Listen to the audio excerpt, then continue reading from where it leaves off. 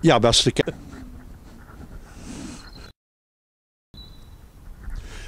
beste kijkers, we staan hier aan de markt in Zwalmen. We staan voor de monumentale Sint-Lambert. Afgelopen maandag is men begonnen om deze in de steigers te zetten. Hij wordt in de steigers gezet omdat de toren aan een hoognodige restauratie toe is. Naast mij staat pastoor Irek Krasborn, de pastoor van deze parochie. En hij zal u een en ander vertellen over de restauratiewerkzaamheden en waarom dat de toren gerestaureerd moet worden.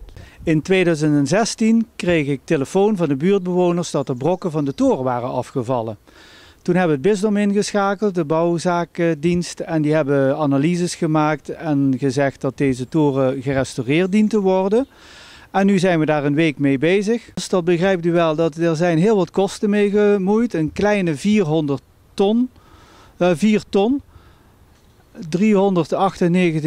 euro, waarvan voor gelukkig overgroot gedeelte, de helft, dus bijna 2 ton, de provincie een bijdrage levert.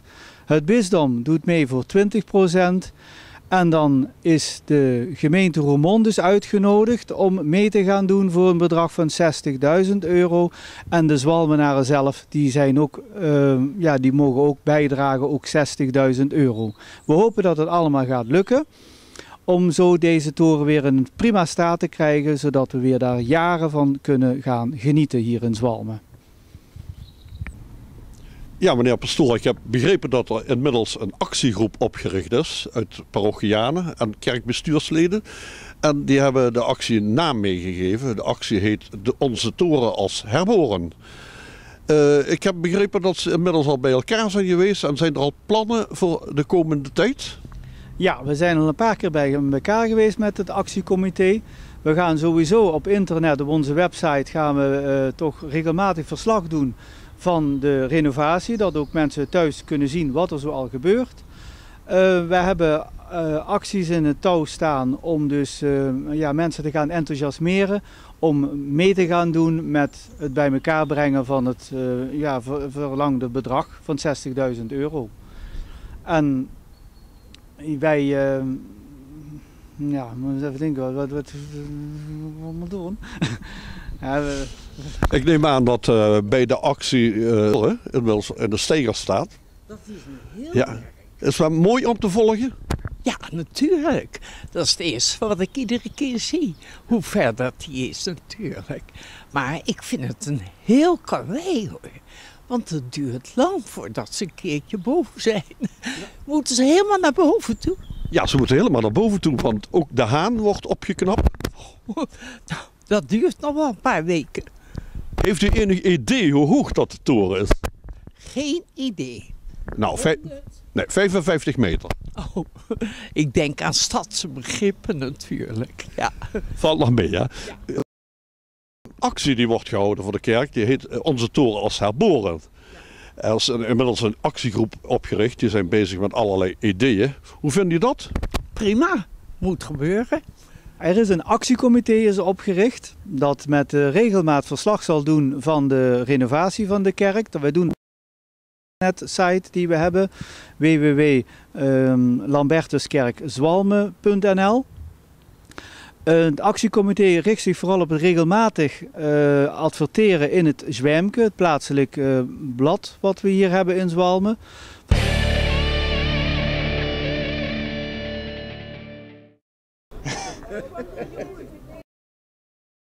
Ja, allereerst stel ik eens even voor, Wim Zetger. Ik ben Roy Smeets. En ik ben Jeroen Stijlen. Oké, ja, en wie zit er op het idee gekomen om het café weer te heropenen? Ja, dus van ons alle twee en eigenlijk nog een Roy Vermelig te steeds binnen. Met 3 vrienden, altijd een droom geweest om een kroeg te beginnen.